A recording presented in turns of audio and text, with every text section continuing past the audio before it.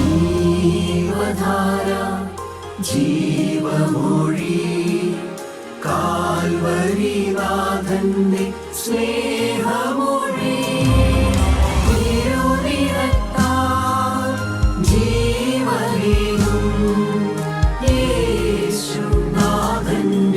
ജീവമൊഴി ജീവധാര ജീവധാര ജീവധാര.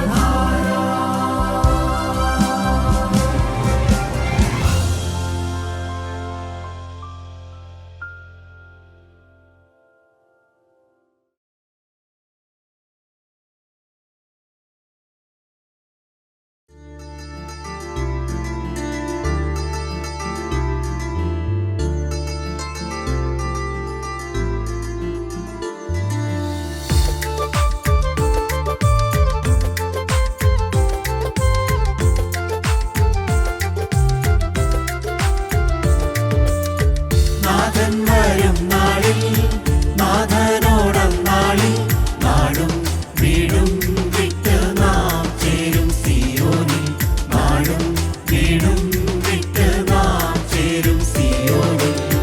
നാഥൻ വരും നാളിൽ നാഥനോടന്നാളിൽ നാടും വീടും വിട്ട് നാം ചേരും സിയോനിൽ നാടും വീടും വിട്ട് നാം ചേരും സിയോനിൽ.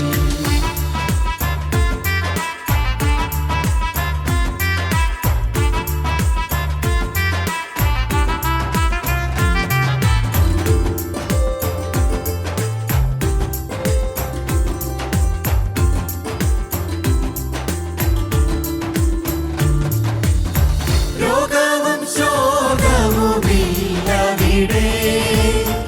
ആശ നിരാശയും ലേശമില്ല. രോഗവും ശോകവുമില്ലവിടെ ആശ നിരാശയും ലേശമില്ല. നിത്യാനന്ദം തിരുപാദമെന്താനന്ദം സത്യസനാതന നിത്യസുഖം. നിത്യാനന്ദം തിരുപാദമെന്താനന്ദം സത്യസനാതന നിത്യസുഖം. നാഥൻ വരും നാളിൽ നാഥനോടന്നാളിൽ നാടും വീടും വിട്ട് നാം ചേരും സിയോനിൽ നാടും വീടും വിട്ട് നാം ചേരും സിയോനിൽ.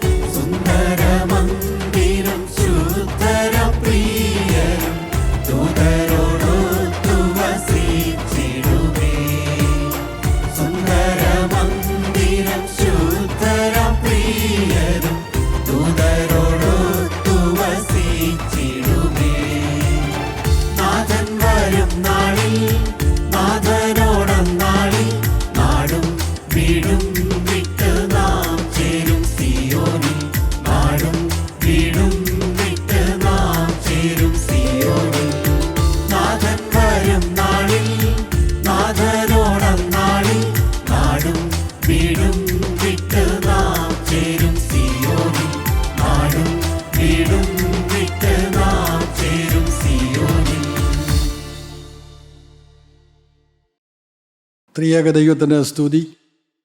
കർത്താവിൻ്റെ പരിശുദ്ധ തിരുനാമം മഹത്വപ്പെടുമാറാകട്ടെ.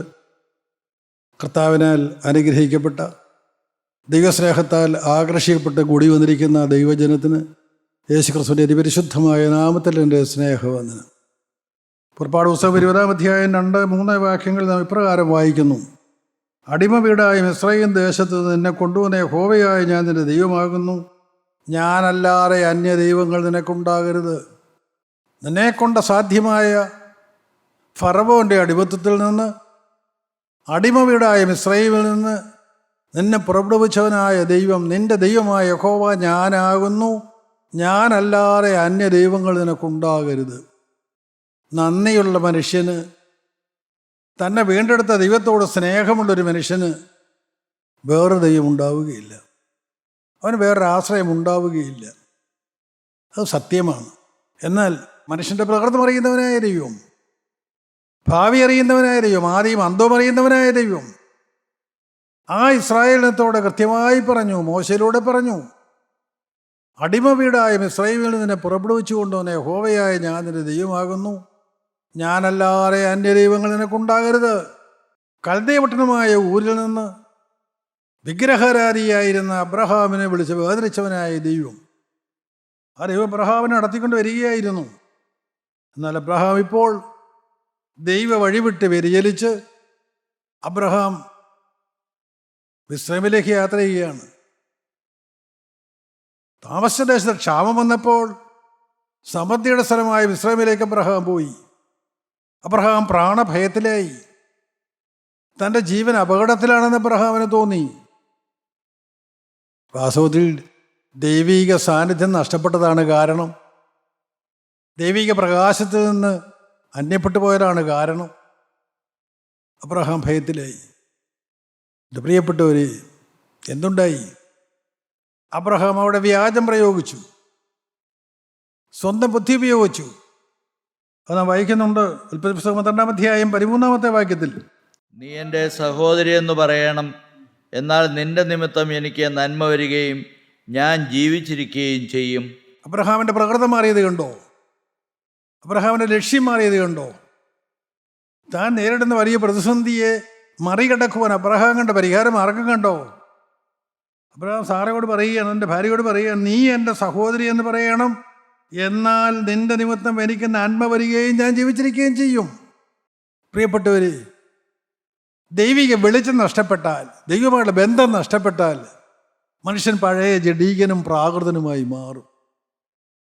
ഒരു സംശയമുണ്ട്, അവൻ ജീവിക്കുന്ന വീട്ടിൽ തന്നെയാണ്, അവൻ്റെ കുടുംബത്തിൽ തന്നെയാണ്, സാഹചര്യങ്ങളെല്ലാം ഒന്നാണ്. പക്ഷേ ആൾ മാറും, പ്രകൃതം മാറും, ഹൃദയം മാറും, സ്നേഹം മാറും. നീ എൻ്റെ സഹോദരി എന്ന് പറയണം. സ്വന്തം ബുദ്ധിയിൽ വ്യാജം പറയുന്നു. അങ്ങനെ വന്നാൽ എന്താ കിട്ടുന്നത്? നിന്റെ നിമിത്തം എനിക്ക് നന്മ വരികയും ഞാൻ ജീവിച്ചിരിക്കുകയും ചെയ്യും. എനിക്ക് നന്മയും കിട്ടും. എന്താണ് നന്മ? മിസ്രയീമിന് നന്മ, ശത്രുതരുന്ന നന്മ, ഈ ലോകത്തിന് നന്മ. ഇന്ന് മനുഷ്യനല്ലാതെ മതി. എങ്ങനെ ജീവിച്ചാലും വേണ്ടില്ല ഈ ലോകത്തിന് നന്മ. സമൃദ്ധിയുടെ കൊടുമുടിയിൽ, 7 നിലമാളികയുടെ മുകളിൽ ആ ധനവാനെ പോലെ, കർത്താവിൻ്റെ കാലത്ത് ധനവാനെ പോലെ പട്ടും ധൂമ്രവസ്ത്രവും ധരിച്ച് ദിനം പ്രതി ആഡംബരത്തോടെ സുഖിച്ചു പോരുന്ന ആ അനുഭവം ലൗകികമാണ്, ജഡീകമാണ്, അത് പ്രാകൃതമാണ്, അത് പൈശാചികമാണ്, അത് സാത്താൻ്റെ പണിയാണ്, സാത്താൻ്റെ ആഗ്രഹമാണ്. അനേകർ അറിയുന്നില്ല. എങ്ങനെയും പണം സമ്പാദിക്കുക, എങ്ങനെയും സ്ഥാനമാനങ്ങൾ നേടുക, മനുഷ്യൻ്റെ പ്രീതി സമ്പാദിക്കുക, മനുഷ്യൻ്റെ ബഹുമാനം കിട്ടുക, അങ്ങനെ ഉന്നതങ്ങളിൽ വിരാജിക്കുക. ഈ ലോകത്തിലെ സമൃദ്ധി. ദൈവമക്കളെ, ലക്ഷ്യം മാറിപ്പോയി. അബ്രഹാം ഇത്രയും മാർഗം ഉപയോഗിച്ച് ദൈവിക വഴി വിട്ടു. തുടർന്ന് 15-ാം വാക്യം നാം വായിക്കുമ്പോൾ: ഫറവോന്റെ പ്രഭുക്കന്മാരും അവളെ കണ്ടു, ഫറവോന്റെ മുമ്പാകെ അവളെ പ്രശംസിച്ചു. സ്ത്രീ ഫറവോന്റെ അരമനയിൽ പോകേണ്ടി വന്നു. ഇതിൻ്റെ ഭയാനകമായ അവസ്ഥയായി. ദൈവം വിളിച്ച് വേർതിരിച്ച് വിശ്വാസികളെ പിതാവാക്കുവാൻ അധ്വാനിക്കുന്ന അബ്രഹാമിൻ്റെ ഭാര്യ സാറ ഫറവോന്റെ അരമനയിൽ അനേക കുഞ്ഞുങ്ങൾ വഴിതെറ്റിപ്പോകുന്നു. അനേകർ വഴിത്തെറ്റിൽ ജീവിക്കുന്നു. ഈ സമൂഹം തിന്മയിലേക്ക് നീങ്ങുന്നു. അവരെ ഉപദേശിക്കാൻ ആളില്ല, മാർഗങ്ങളില്ല, അനുസരിക്കുന്നില്ല, ആത്മാവ് വ്യാപരിക്കുന്നില്ല, ദൈവസ്നേഹം കാണാനില്ല, ദൈവഭയമില്ലാതെ ജീവിക്കുന്നു. ഞാൻ ആരെയും കുറ്റം പറയുകയല്ല. സമൂഹം തകർന്നിരിക്കുന്നു. ആർക്ക് വിചാരമുണ്ട്? ആർക്ക് നിലവിളിയുണ്ട്? ദൈവാലയത്തിൽ നടക്കുന്ന മ്ലേച്ഛകൾ നിമിത്തം അല്ലമുറയിട്ട് കരയുന്നൊരു തലമുറ ഇന്നുണ്ടോ?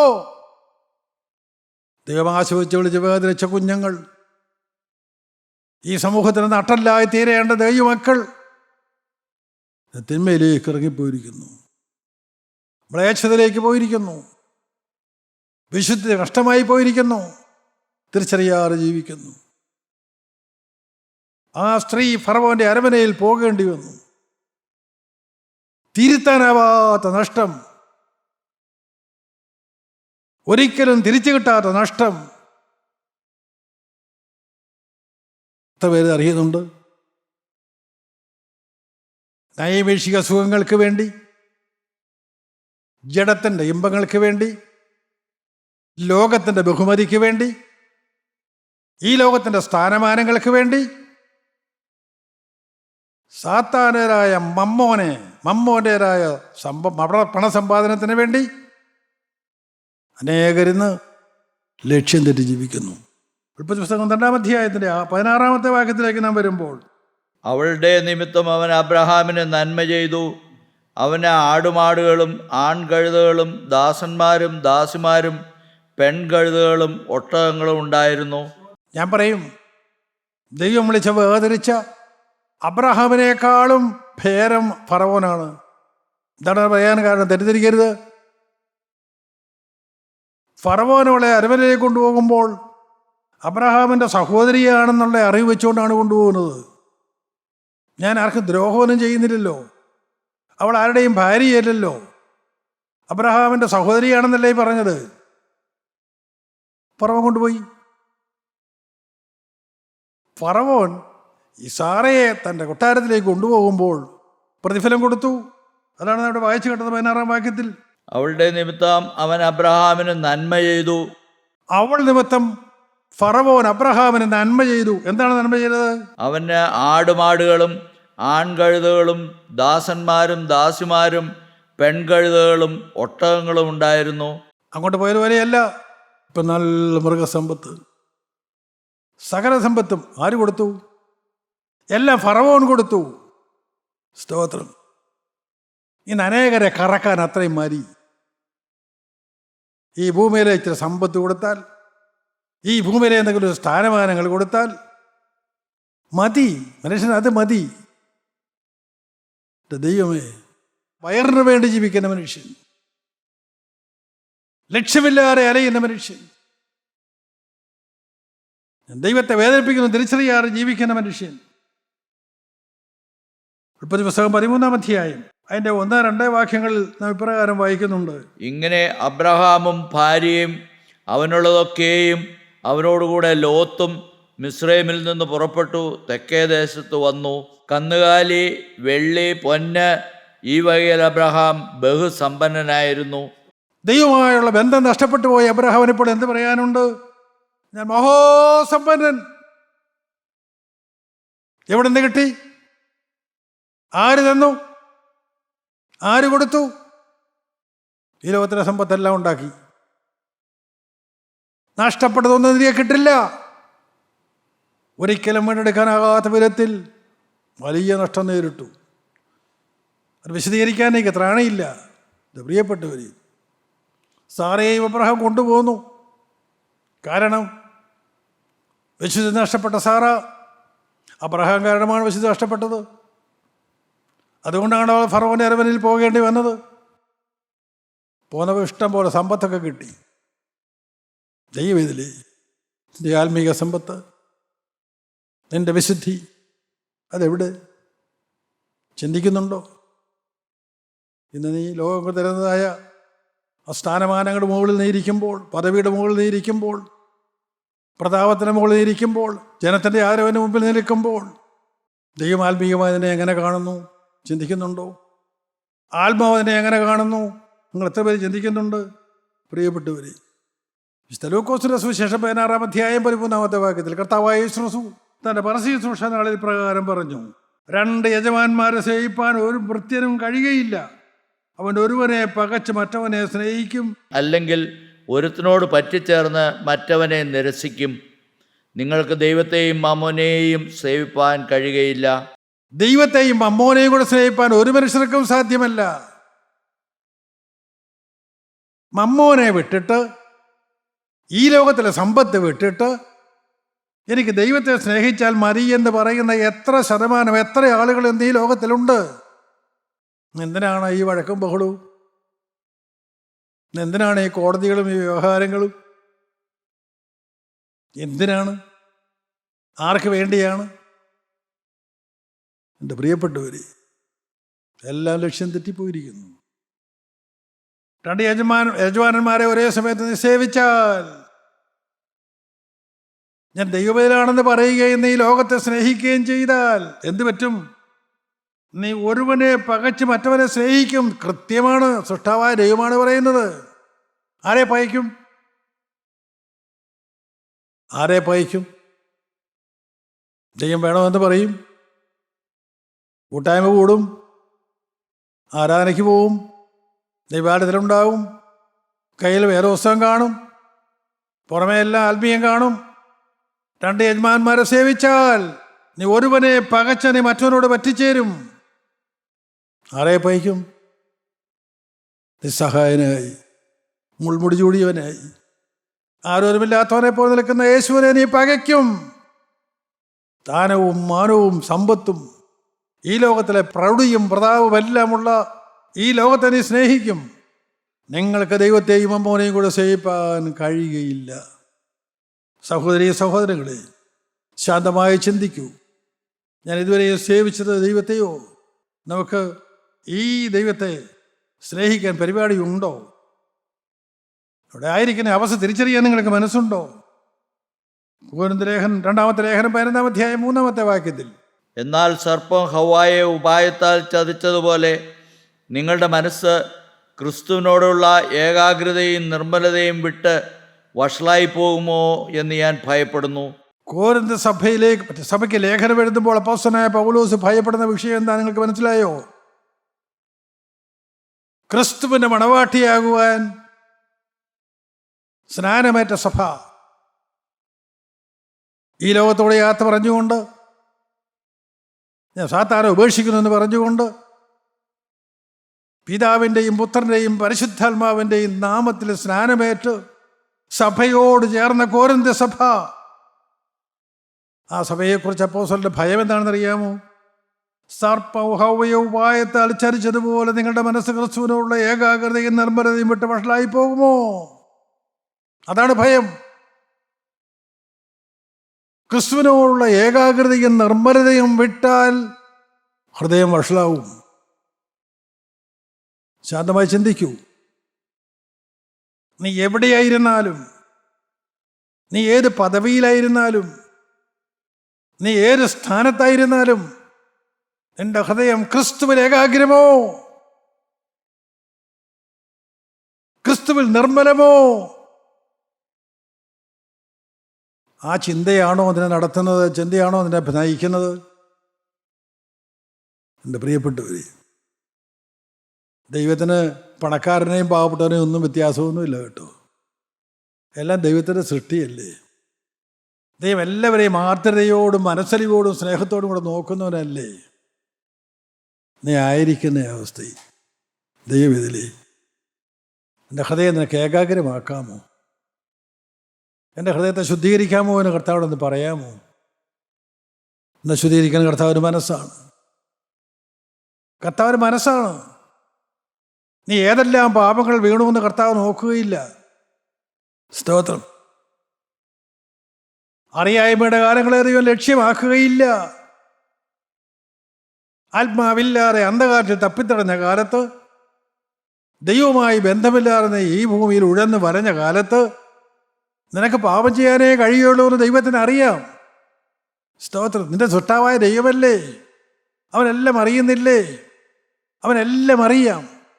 ആത്മാവിനാൽ നീ നിയന്ത്രിക്കപ്പെടുന്നില്ലെങ്കിൽ നിനക്ക് പാപം ചെയ്യാനേ കഴിയൂ. കർത്താവിനറിയാം. അറിയായ്മയുടെ കാലങ്ങളെ ദൈവം ലക്ഷ്യമാക്കാതെ ഇപ്പോൾ എല്ലായിടത്തും എല്ലാവരും മാനസാന്തരപ്പെടണമെന്ന് ദൈവം മനുഷ്യനോട് കൽപ്പിക്കുന്നു.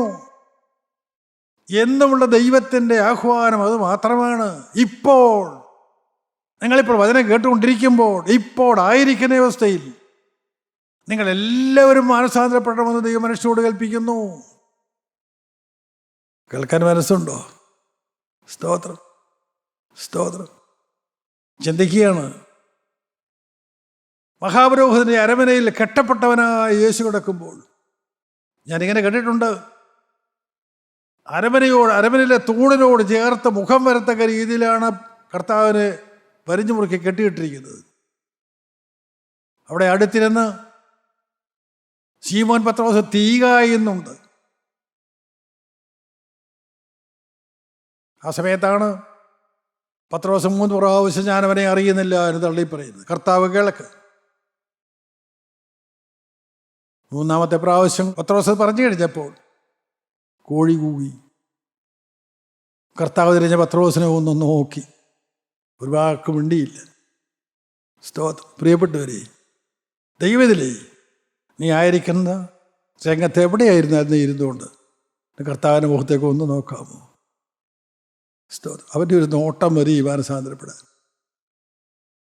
അവനെ നോക്കുന്നത് കണ്ടാൽ നീ മാനസാന്തരപ്പെടും. നോക്കാമോ? സ്തോത്രം. ദൈവം നിനക്ക് നല്ലൊരു അവസരം തരികയാണ്. ശിമോൻ പത്രോസ് മാനസാന്തരപ്പെട്ടു. ശിമോൻ പത്രോസ് കർത്താവ് പറഞ്ഞ വാക്കുകളോടത്ത് പുറത്തു പോയി അതിദുഃഖത്തോടെ കരഞ്ഞു. ദൈവമെതിരെ നീ ഇപ്പോൾ കരയേണ്ട കാലം. ദൈവത്തെ അറിയാതെ നടന്നതായി കാലം. ദൈവം എല്ലാം ക്ഷമിച്ചു തരും. എല്ലാം അറിയുന്നവനായ ദൈവമല്ലേ. നീ അറിയുന്നു എന്ന ബോധ്യം കിട്ടിയാൽ മതി. നീ ആ വഴിയോട് യാത്ര പറയുന്നു ദൈവത്തിന് ബോധ്യം കിട്ടിയാൽ മതി. എൻ്റെ ഹൃദയം കൊണ്ടത് പറയാമോ? ആ പാപനിയായ സ്ത്രീ പറഞ്ഞതുപോലെ നിനക്ക് ഹൃദയം കൊണ്ടെന്ന് പറയാമോ? ഇപ്പോൾ പുറമേ ഒന്നും പറയണ്ട. എൻ്റെ കർത്താവ് എല്ലാം കേൾക്കും, എല്ലാം മനസ്സിലാവും. പാവത്തോടെ യാത്ര പറയാം.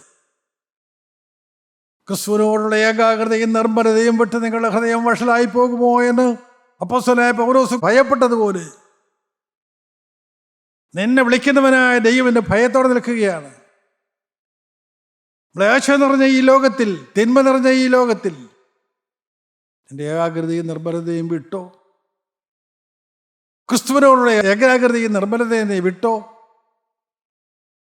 ക്രിസ്തുവിന് നിർമ്മല മണവാട്ടിയായ സഭ ക്രിസ്തുവിന് വേണ്ടി തന്നെ വിശദീകരിച്ചോ? യഹൂദന്റെ വിവാഹത്തിന് 1 വർഷം മുൻപേ വിവാഹ നിശ്ചയം നടക്കും. എന്താണെന്നറിയാമോ? മണവാളൻ മണവാട്ടിക്ക് വേണ്ടി ഒരുങ്ങാൻ. മണവാളൻ കർത്താവായ യേശു ക്രിസ്തുവാണ്. അവൻ എന്നേ ഒരുങ്ങിയതാണ്, ഊനമില്ലാത്ത കുഞ്ഞാടാണ്. മണവാട്ടി മണവാളന് വേണ്ടി ഒരുങ്ങുവാൻ. സ്തോത്രം. അതിനുള്ള കാലയളവാണ് ഈ ഭൂമിയിലെ മനുഷ്യന്റെ വാസം. എത്ര പേർക്കറിയാം? കർത്താവ് ഈ നിമിഷം മുതൽ നീ പുറമെ പറഞ്ഞാലും പറഞ്ഞില്ലെങ്കിലും നിന്റെ ഹൃദയം കാണുന്നവനായ ദൈവം. സ്തോത്രം. ആ ഹൃദയത്തിൻ്റെ തീരുമാനം നിന്റെ ഹൃദയത്തിലുണ്ടോ? അവൻ അവൻ്റെ കരത്തിൻ്റെ മേൽ വയ്ക്കും. അവൻ തന്നെ കഴുകും. ശത്രു സാരെ അവകാശത്തെ നീക്കും.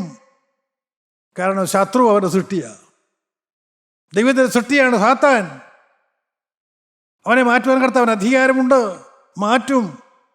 സ്തോത്രം. ദൈവത്തിൽ നിനക്ക് മനസ്സാണോ? വിട്ടുകൊടുക്കാൻ നിനക്ക് മനസ്സാണോ? സ്തോത്രം. നമുക്കൊരു വാക്യം കൂടെ വായിക്കാം.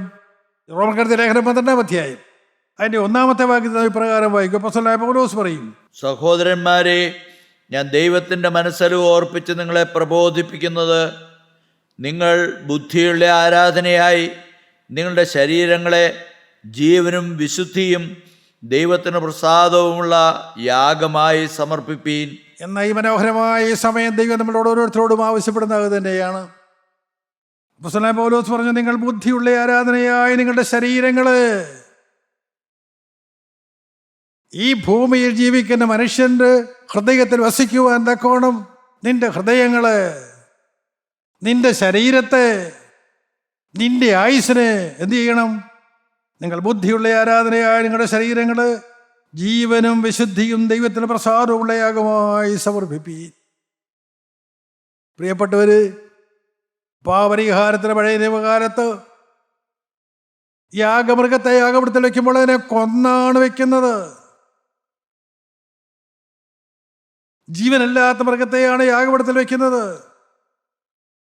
എന്നാൽ ഈ അന്ത്യകാല തലമുറയിൽ ഈ കൃപായുഗത്തിൽ കർത്താവ് നമ്മോട് ഓരോരുത്തരോടും ആവശ്യപ്പെടുന്നത് എന്താണ്? നിന്റെ ശരീരത്തെ, ആത്മാവിന്റെ കൂടാരമായ നിന്റെ മൺകൂടാരത്തെ, അത് ജീവനുള്ളതും വിശുദ്ധിയുള്ളതും ദൈവത്തിന് പ്രസാദവുമുള്ളതായ യാഗമായി സമർപ്പിപ്പീൻ. സ്തോത്രം. കിളബിടി കിട്ടി. ഇപ്പോൾ കർത്താവ്, ചേറ്റുകുഴിയിൽ വീടുപോയി ഞാൻ, പന്നിയെപ്പോലെ കുളിച്ചിട്ട് പിന്നെ ഈ ചെളിയിൽ ഉരുണ്ടുപോയ ഞാൻ, കർത്താവെ നായെപ്പോലെ ഛർദ്ദിച്ചത് ഭക്ഷിച്ചു പോയ ഞാൻ, ഇതാ എൻ്റെ അശുദ്ധമായ മ്ലേച്ഛമായ തിന്മ നിറഞ്ഞതായ ശരീരവുമായി നിന്റെ സന്നിധിയിൽ വന്നിട്ട് നിന്നോടൊരു വാക്ക് പറയുന്നു. കർത്താവേ, ഈ ശരീരത്തെ ഞാൻ യാഗമായി സമർപ്പിക്കുന്നു. എൻ്റെ ലക്ഷ്യം എന്താണ്? അത് ജീവനുള്ളതാണ്, അത് വിശുദ്ധിയുള്ളതാണ്, ദൈവത്തിന് പ്രസാദമുള്ളതാണ്. മനസ്സാണോ ദൈവം ഇതിൽ? ഈ സമർപ്പണമാണ് നിന്ന് വരേണ്ടത്, വേറൊന്നും വേണ്ട. ബാക്കിയെല്ലാം നിവർത്തിക്കുന്നത് സൃഷ്ടാവായ ദൈവമാണ്. നിങ്ങൾ ഒറ്റ കാര്യം സമർപ്പിക്കുക, നിന്റെ യാഗപീഠത്തിൽ വയ്ക്കുക, ക്രൂശിന് ചുവട്ടിൽ താഴ്ത്തി വെക്കുക. ഇത് ഇന്ന് ജീവനുണ്ട്, ജീവനുള്ളതും വിശുദ്ധിയുള്ളതും ദൈവത്തിന് പ്രസാദമുള്ള യാഗമായി ഞാനത് ആ യാഗപീഠത്തിൽ വയ്ക്കുന്നു. ദൈവത്തിലെ ആ യാഗത്തിൽ ദൈവം പ്രസാദിക്കണമെങ്കിൽ സ്വർഗ്ഗത്തിലെ തീ അവിടെ ഇറങ്ങണം. സ്തോത്രം. തീ ഇറങ്ങുമോ? തീ ഇറങ്ങുന്നുണ്ടെങ്കിൽ ഈ പാപത്തോട് യാത്ര പറഞ്ഞു. സമർപ്പണം പൂർണ്ണമാണ്. അതാണ് തെളിവ്. നമുക്ക് ഓരോരുത്തർക്കും സമർപ്പിക്കാം, നമ്മൾ തന്നെ കത്തുകറികളിൽ കൊടുക്കാം. അതിനോട് നമുക്ക് പറയാം, കർത്താവേ, ഈ ശരീരം നിനക്കായി സമർപ്പിക്കുന്നു, യാഗപീഠത്തിൽ വയ്ക്കുന്നു. എങ്ങനെ? ജീവനുള്ളതും വിശുദ്ധിയുള്ളതും ദൈവം പ്രസാദിക്കുന്നതുമായ യാഗമായി ഇതാ യാഗപീഠത്തിൽ വയ്ക്കുന്നു. തീയിറക്കണമേ. സ്വർഗ്ഗത്തിലെ തീയിറങ്ങിയാൽ യാഗവസ്തു ദഹിക്കും, ഒരു പിടി ചാരമായി മാറും. സ്തോത്രം. യാഗവസ്തുവേ സ്വർഗീയ തീയിറങ്ങിയാൽ അതൊരു ഒരുപിടി ചാരമായി മാറും. ആർക്കും ഊതി പറപ്പിക്കാവുന്ന ഭാരമില്ലാത്ത ചാരമായി മാറും. സ്തോത്രം. ദൈവത്തിലെ നിനക്ക് മനസ്സാണോ? സ്തോത്രം. ദൈവം ആഗ്രഹിക്കുന്നത് മാത്രമാണ്. നിങ്ങൾ ബുദ്ധിയുള്ള ആരാധനയായ നിങ്ങളുടെ ശരീരങ്ങളെ ജീവനും വിശുദ്ധിയും ദൈവത്തിന് പ്രസാദമുള്ള യാഗമായി സമർപ്പിപ്പീൻ. സ്തോത്രം. നമുക്ക് താഴ്ത്തി കൊടുക്കാം. കർത്താവേ, തിന്മ നിറഞ്ഞ എന്നെ, പാപം നിറഞ്ഞ എന്നെ, അശുദ്ധരായ എന്നെ, ലക്ഷ്യം തെറ്റിപ്പോയ ഞാൻ, വിശുദ്ധിയുടെ പാതപ്പെട്ട് വ്യതിചലിച്ചു പോയ ഞാൻ, തിന്മയിലേക്ക് വിട്ടുകൊടുത്തു പോയ ഞാൻ, ഹൃദയത്തിലെ സാത്താൻ ഇടം കൊടുത്തു പോയ ഞാൻ, ഇതാ നിന്റെ സന്നിധിയിൽ വരുന്നു. എനിക്കൊരു കൊതിയുണ്ട്. ഈ നിമിഷം മുതൽ നിനക്ക് വേണ്ടി ജീവിക്കണം. നിനക്ക് ആശ്വാസം തരുന്ന ഒരടിമയായി ജീവിക്കണം. കർത്താവെ, സഹായിക്കാമോ? എന്നോട് മനസ്സലിയാമോ? എനിക്ക് അസാധ്യമാണ്, പക്ഷെ ദൈവത്തെ അസാധ്യമാണല്ലോ. കർത്താവെ, താഴ്ത്തി കൊടുക്കാം. കർത്താവെ, പാവപ്പെട്ട അടിയങ്ങൾ മേലോട് തൃക്കരം വയ്ക്കണമേ. തിരു രക്തത്താൽ ഞങ്ങളെ കഴുകണമേ, ശുദ്ധീകരിക്കണമേ. ശത്രുവിനുസാരെ അവകാശത്തെ ഞങ്ങൾ നീക്കണമേ, ഞങ്ങൾ നിന്റെ സ്വന്തമാക്കി തീർക്കണമേ. തിരു രക്തത്തിൻ്റെ മുദ്ര ഞങ്ങളമേ തളിക്കണമേ, തെളിച്ചു തരണമേ. ശത്രു ഞങ്ങളോട് എടുക്കാറുകൊണ്ട് നീ അവിടെ ഞങ്ങളെ കാക്കണമേ. രണ്ടാമത്തെ വരവിനായി അടികളെ എല്ലാവരും ഒരുക്കണമേ. ക്രിസ്തു എന്ന ഏകപുരുഷനെ നിർമ്മല അനേകിയാക്കി ഞങ്ങളെ തീർക്കണമേ. എല്ലാവരും അനുഗ്രഹിക്കണമേ. മാനവും മഹത്വത്തോടെ എടുക്കണമേ. യേശു ക്രിസ്തുവിൻ്റെ അതിപരിശുദ്ധ നാമത്തിൽ തന്നെ. ആമേൻ.